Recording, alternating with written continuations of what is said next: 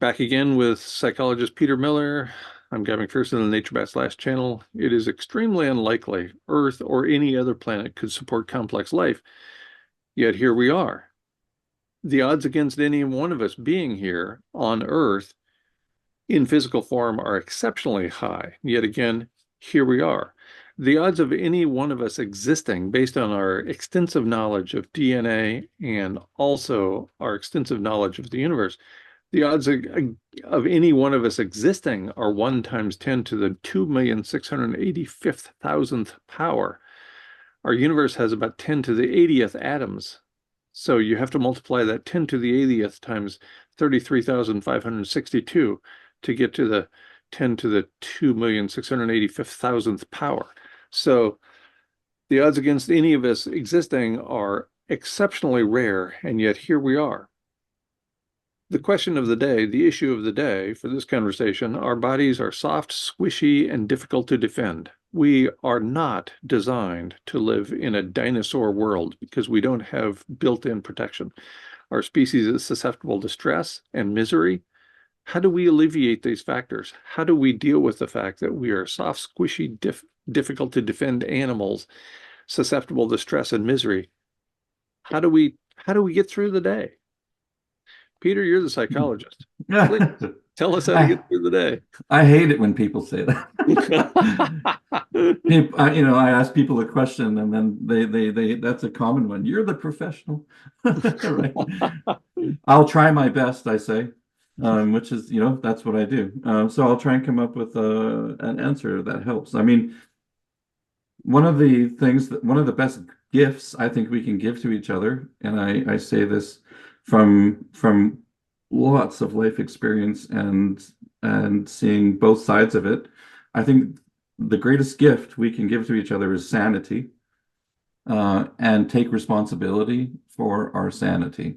And how do I get there, right? I guess my wish would be that people would ask that question: how can I give more of that kind of gift to the people around me, right? How can I figure out how to live in a body that has emotions and this has lots of complicated types of thought patterns, and that can turn into behaviors that don't help or sometimes do help.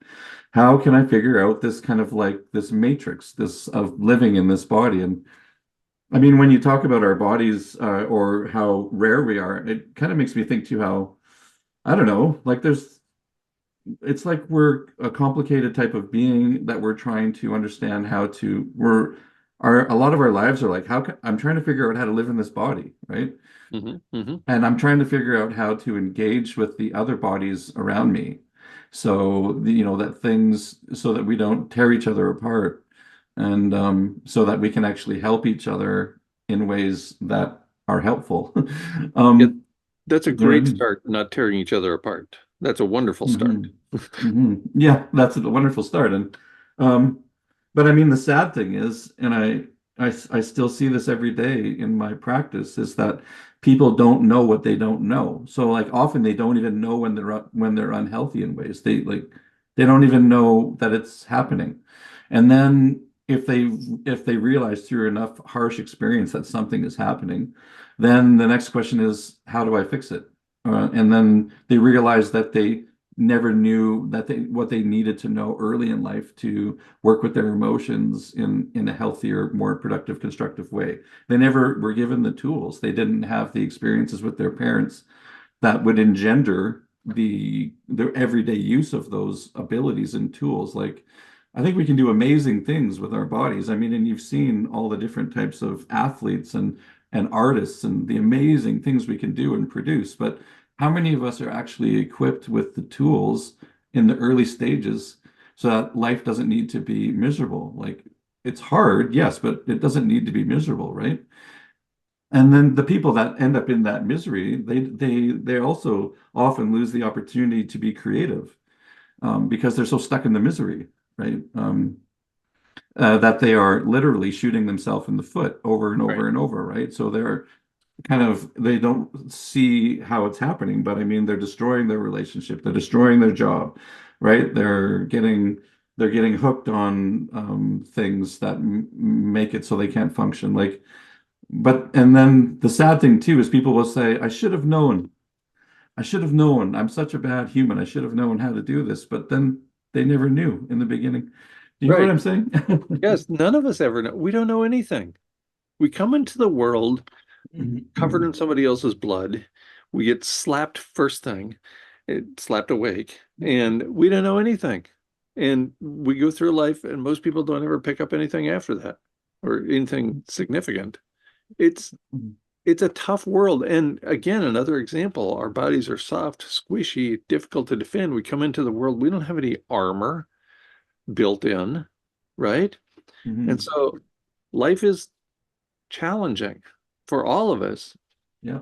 It's hard no matter what. But then, do we need to make it harder than it needs to be? And I mean, we have come a ways as a species where we have learned how to live in our bodies in certain ways, so it's not doesn't have to be as hard, right?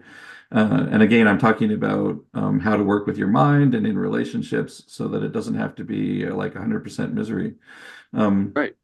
and so I guess my ongoing question and frustration as a person who works in mental health is why is it not a priority in society for people to learn these things? Why isn't it just as important as learning how to make money?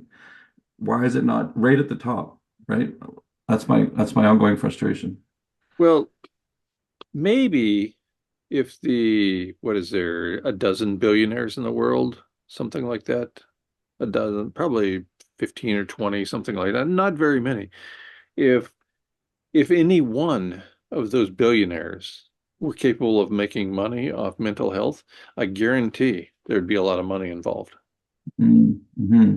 But as nearly as I can tell, there's no monetary advantage to curing stress, to curing people's misery. If there were big money in that, there'd be means left and right. There'd be a store on every corner. Well, and when you get healthier, yeah, I think you become less dependent on things that you used to think that you needed to function, right? So you would let go of things where you used to spend money, maybe, right? And so Right. that's not in the best interest of a capitalist society. Absolutely. So you're saying capitalism might be partially responsible? Well, I mean, again, capitalism gave me a Mitsubishi and it gave me this computer, right? And it puts food on my table. I mean, it's Good such news, a bad news.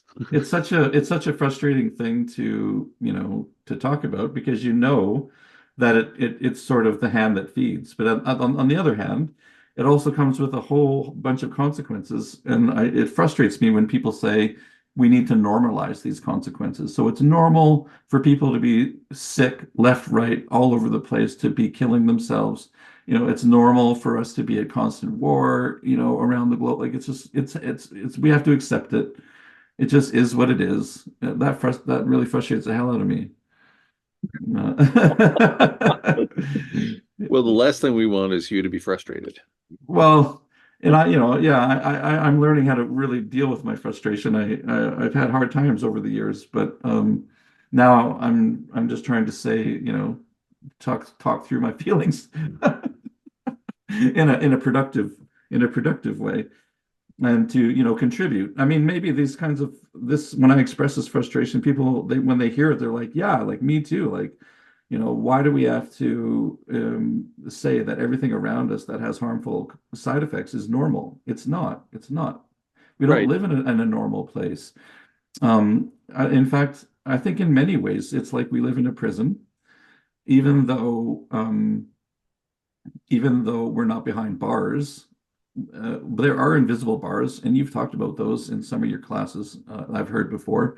Right. But I mean, here's one of the things that really stood out to me recently when I was doing my meditation.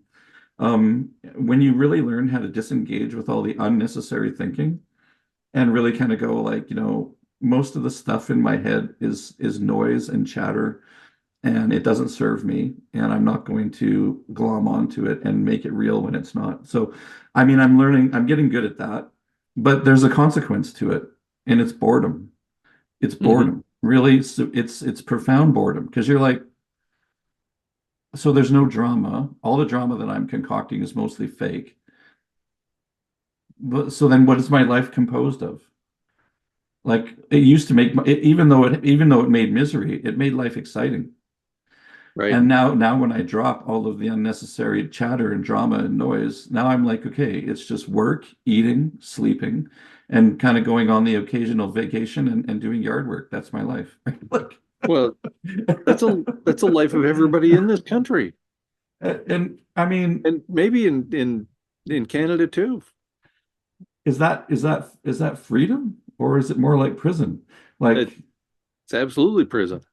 I work so I can make money, so I can put food on the table, and then I clean up my mess, and then I do it again and again and again and again, right? And and the reward is you get to go on a 2 week vacation once a year. If that, right? I mean, Right, exactly. if circumstances and finances permit, because I mean, inflation's been a big deal here in Canada in the last year or two. I mean, a big deal. It's been harder and harder to live. Rich people don't feel it, but the ordinary people do. Here too. Yeah. Yes, it's huge. Hmm. So, I mean, I don't know where that leaves us. Like, I mean, I have to we have to become able to work through the feelings of boredom, I guess, when we realize what's actually happening. And that's, even though the circumstances aren't ideal, I guess I put it upon myself to say, Peter, it's your responsibility to work through these emotions, no matter what the circumstance. So, you don't become a horrible menace, right? Right. So we started with our bodies are soft, squishy, and difficult to defend. Our species is susceptible to stress and misery. How do we alleviate these factors? And I think we've talked about a few things that we can do here. And we can't solve everything, No. right? I think that's important for every individual to realize they can't solve everything in their lives. In the end, you're still going to be soft, squishy, and difficult to defend. You're still going to be a human being with all the good and bad that comes with that. You're going to be susceptible to stress and misery. How you alleviate those, we've mentioned a few things, but in the end, I think you're going to have to spend some time maybe in the woods thinking about this yourself or on the beach thinking about this Well, yourself. and I would say try and make your health a priority, even though the context you're in does not make it, and it probably encourages you to not make it a priority. And so to make a point of watching health-related videos, reading health-related books, taking health-related courses, freebpdcourse.com, for example, right? So I mean that you can contribute to the sanity of life, which makes it easier and better for everybody. And I guess to also accept that a lot of the people around you are not well. And you have to learn how to live with that too. Right. Oh, that's something we didn't mention in the last video or in this one so far. So do you want to tell us? Sorry about that.